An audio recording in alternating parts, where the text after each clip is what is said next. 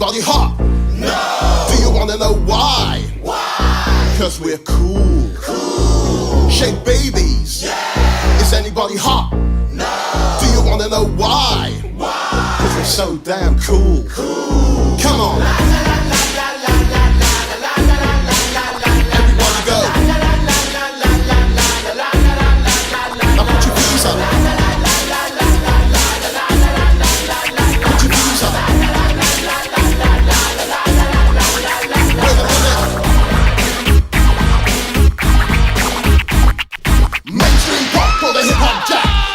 My sisters want the music back. The B, the R, the O, the T, the H, the E, the R, the B. Let the babies in, let the games begin. Beat so fat the turntable's got a double chip. I go psycho, theory pimping. Walk so cool that the people think I'm limping. Conversational, alphabetical, hypothetical. Watch it while the swing, swing like a testicle. Bling, bling, now 16, heavy metal. Fresh weight bands on my BMX pedal. All the boys and all the girls. Let me see you raise your cup. With the other hand, put your feet up. Get your shake on, baby, get your shake on. 25 8 tall.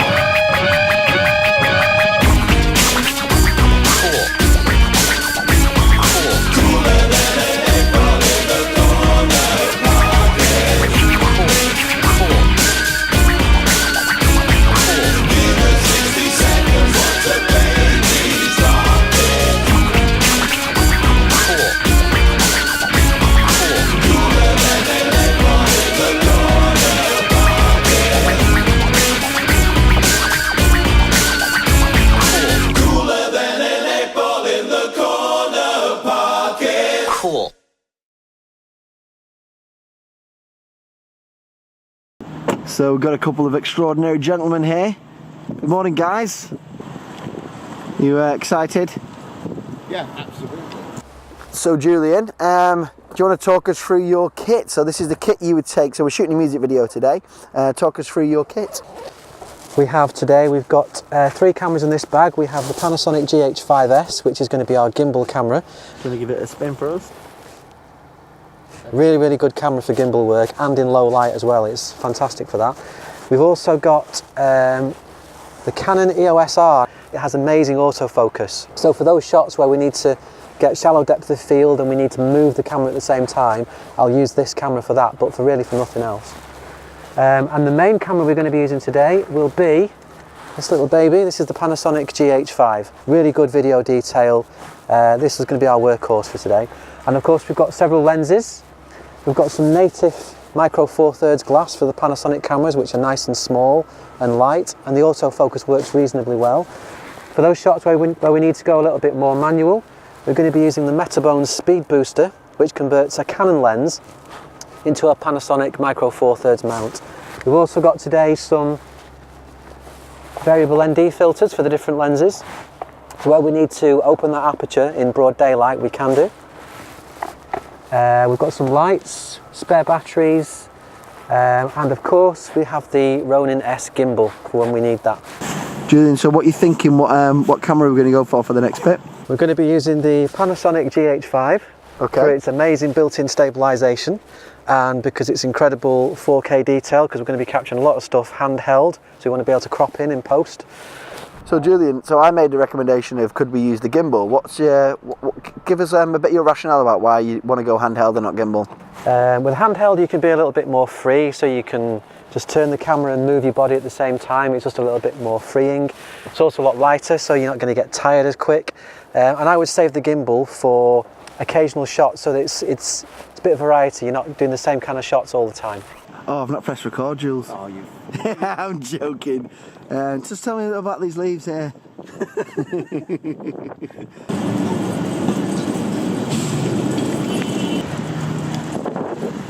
Okay. Right, I'll start it. Careful, because it might rock a bit.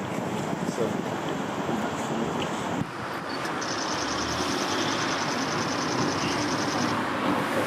Oh God, the smell is horrendous in there.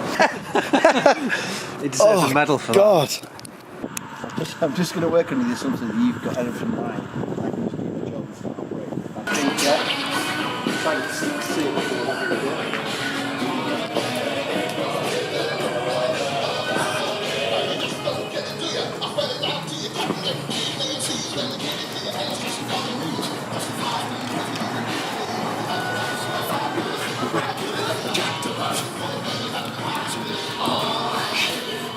Took a sledgehammer.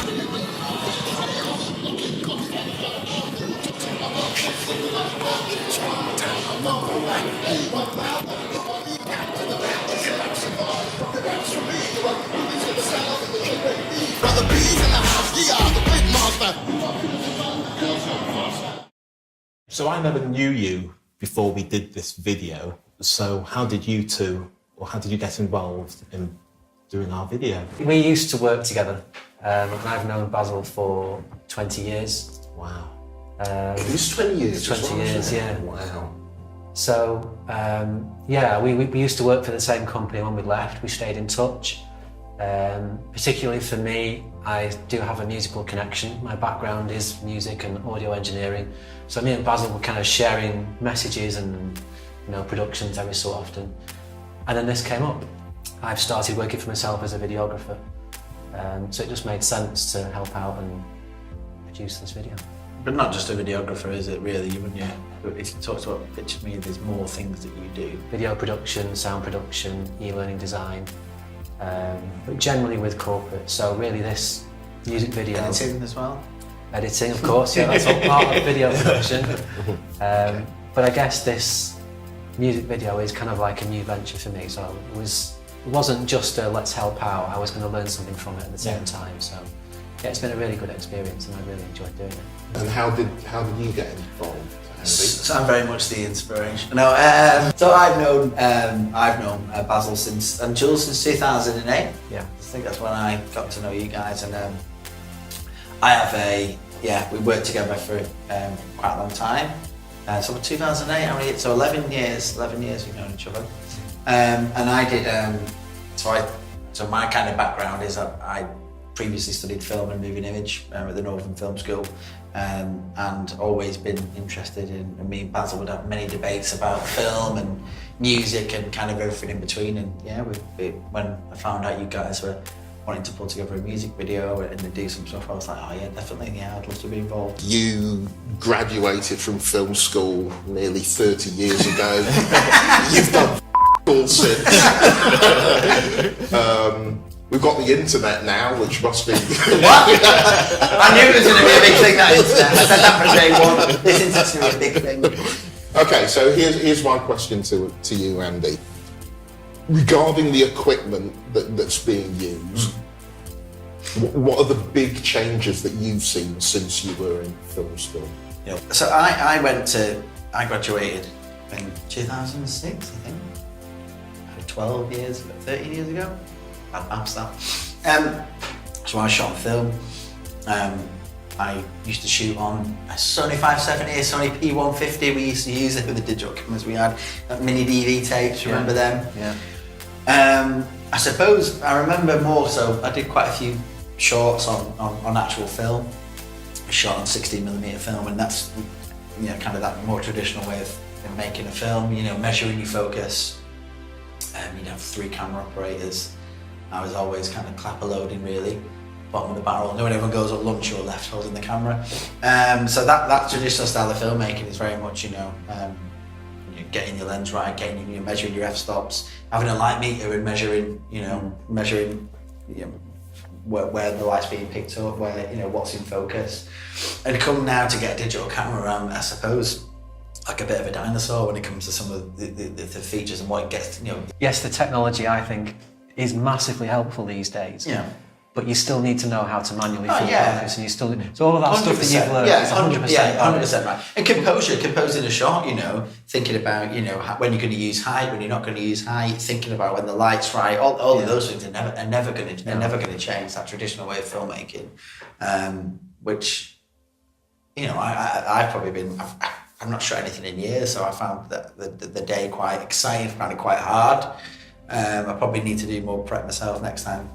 Familiarise myself a bit better with the equipment that we were using, because kind of went with the guerrilla flow that we're going with, like, shit, get that on, stick that on here. And I remember when we were on the gimbal and you were kind of taken aback by the fact, and not all cameras do this, but the fact that you can have a remote app on your mobile phone. You get to see a preview of what you're shooting, so one person's operating the Steadicam and the other person can be pulling focus on the screen. It blew my mind. That is, just like I found pulling focus here. But I really liked some of the focus pulls, to the traditional stuff that we did You know, so we were trying to get that depth of field in between them. And here's a shot when we come into close to the wall, and we just sort of doing it together with that, and 1, 2, 1. Yeah. We kind of moved it 3 or 4 takes. Yeah. Do you know what, we got it? And yeah, that's more traditional filmmaking, I suppose. But yeah, loads has changed to answer the question bluntly. But I suppose we've all changed. And yet somehow you're still the dick I always knew you to be. Yeah. So how long did it take to bring this video to life then? Well, realistically, we've been talking about it since yeah. So many. I mean, we've had so many great ideas in the past. Well, I am anyway. You know. Didn't one of your ideas get used by Childish Gambino? Yeah, he absolutely ripped me off. I don't know how he got out there, but he basically did me see the scene. I was like, when it came out, I just said to Basil, I was like, look, I pitched this to you in 2009. And yeah, he proper stole it. It went viral, didn't it? So I'm going to try and sue him. Speaking to small claims at the moment. But no, finally got the motivation to... We've talked about doing something for maybe... We've talked specifically about this for about 18 months, haven't we? Yeah. And it suddenly came into life, what, about 4 or 5 weeks ago? Yeah. I bought a house then in between, which then kind of took me off the radar, which YouTube give me grief for ever since. Like, why is he not turning up today? How dare he go to his friend's wedding? Why is he not here? But yeah, but it's probably the last, the last month where it's all come together, I suppose. Yeah, and the reason it came together, it was purely accidental.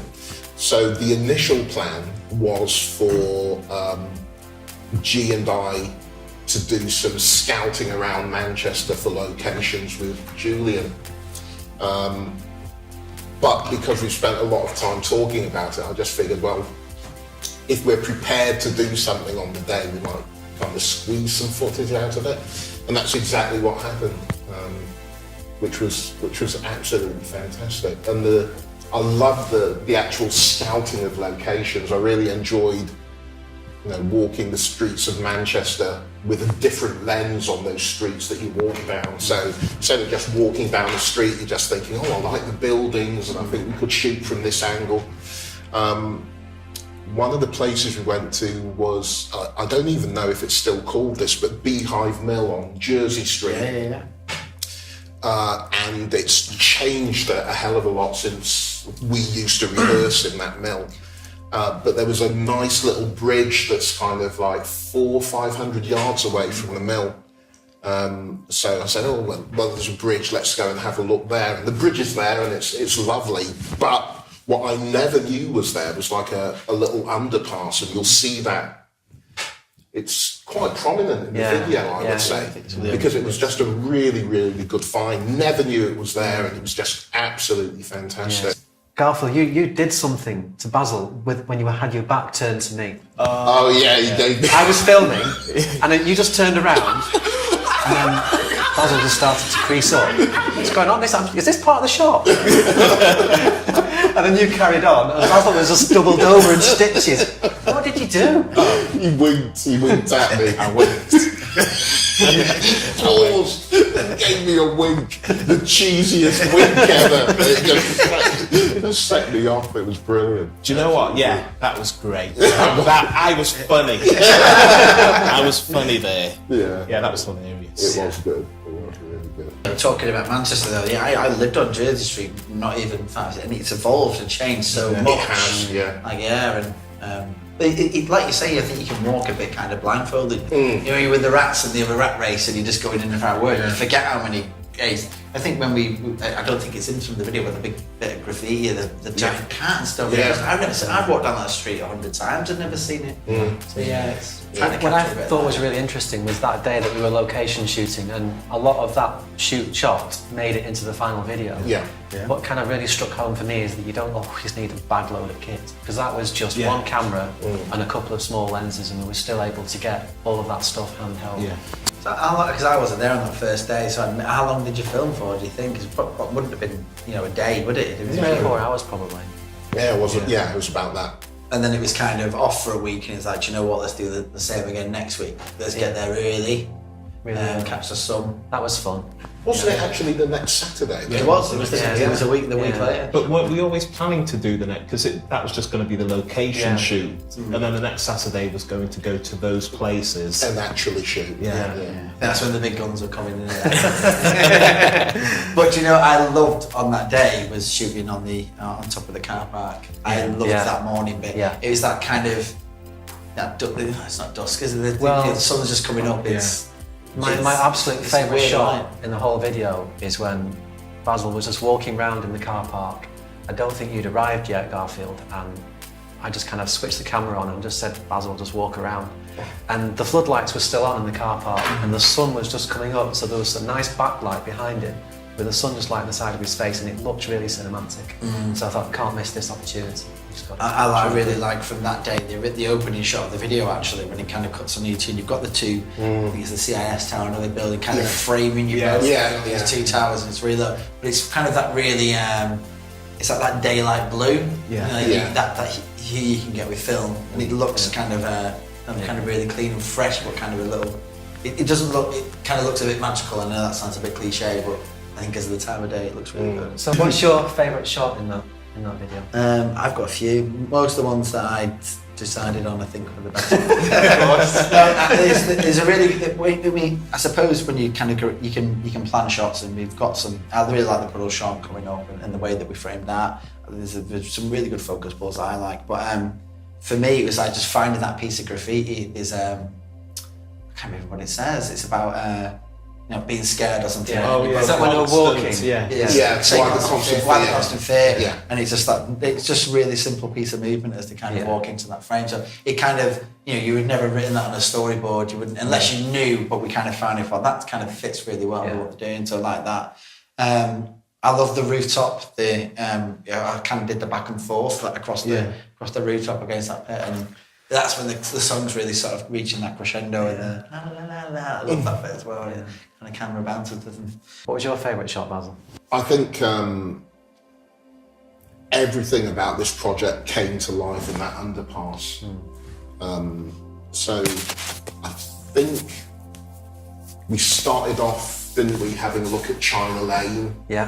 And then we moved to Stevenson Square. There were a couple of alleys off there where we took some shots and, just got an idea of the things that we could do. But for me, everything changed once we got to that underpass. It wasn't just, this is interesting. It was, this is amazing. Let's set a camera up and actually capture something.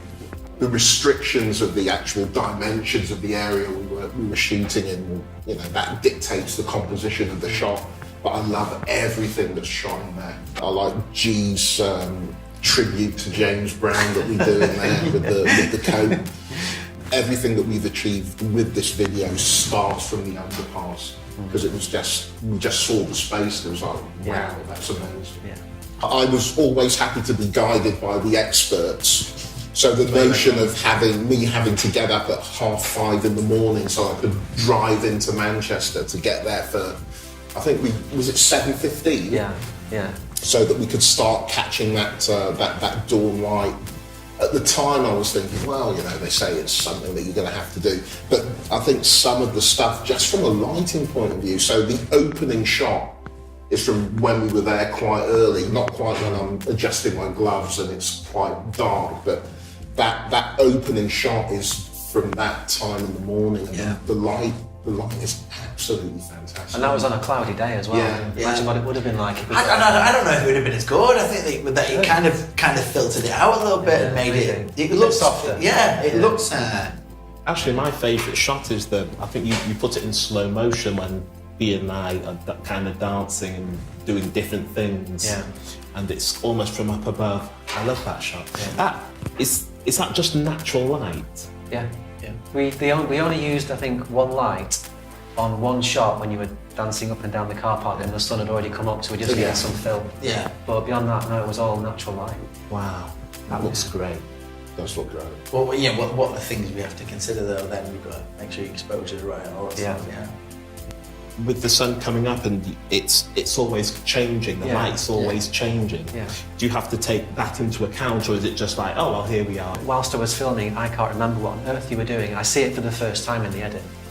because I'm concentrating so much on white balance, exposure, shutter speed, frame rate, staying in frame, everything. Especially if when you've got a gimbal, it's so simple to just go off, isn't it? Or your arm starts getting tired, but then you think, God, you've got to try and keep people in frame. And what was the preparation before you started shooting this video for you? What did you prepare?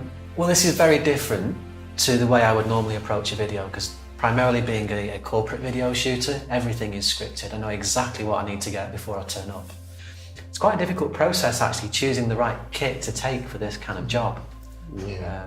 Well, I mean, it was there wasn't even a spec for this, was it? No. Was there really? It was literally, let's just walk around Manchester and see what we can capture. But I think once we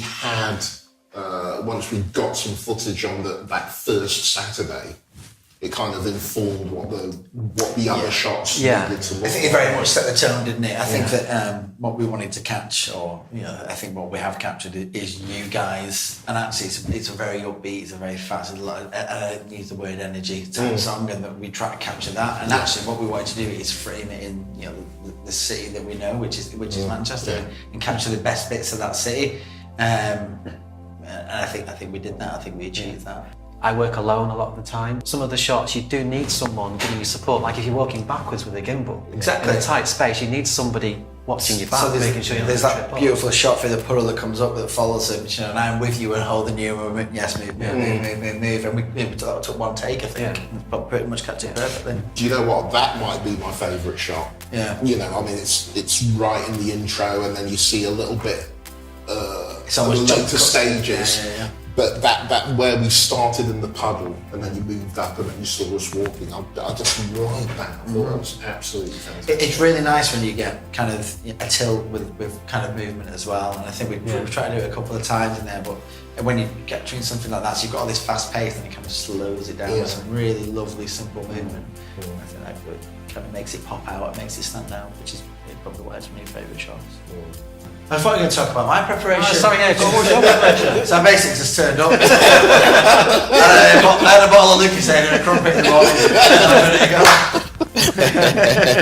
But yeah, that was essentially, I was just excited like a small child, I think, when I was ready to come down in the morning.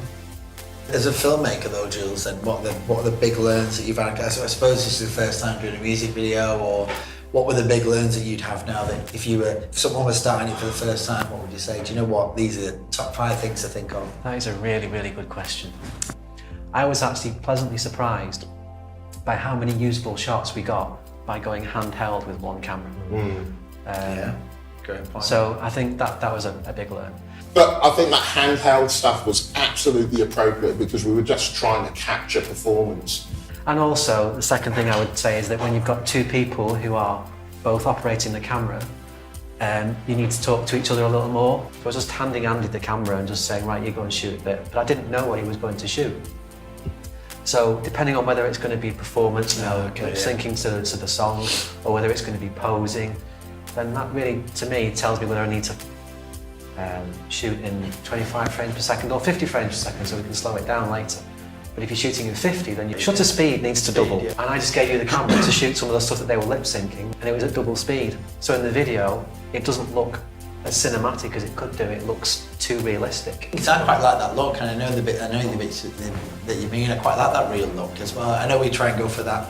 You always try and get that film look with your digital, don't you? But I'd like some of that dirty, that really clean line digital look. I think some of that, it almost looks like a comic book, I always think, of someone's drawn a sketch with the thick black lines around the edge. I kind of do that a look, but I know exactly what you mean. When we're looking to kind of build a narrative or a through line, as I said before, and it requires a lot more planning.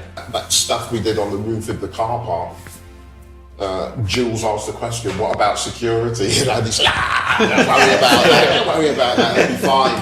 I like the idea of a story as well that you talk about, and a thread that runs through, and that's the real challenge to telling the story in a music video. And it's very rare that you get it, I think. There's only a handful that I can think of where I think, God, I told a really interesting story, or it's been done something in a different way, be that the challenge, how they've filmed it, how many takes that they've used, how they've utilised the camera, how they've utilised different things, and that's exciting for me because if you don't get it right, it will look crap, and you've got to really plan that, I think, and that's exciting. Agree. So what's the next video? You know what? This is the best thing about having a collaborative process, because you mentioned the next song that we should do, and I don't think we would have ever. And you were right. Oh, I don't know about that. I'm never right about stuff. But we never would have thought of that. No. But I think you were right.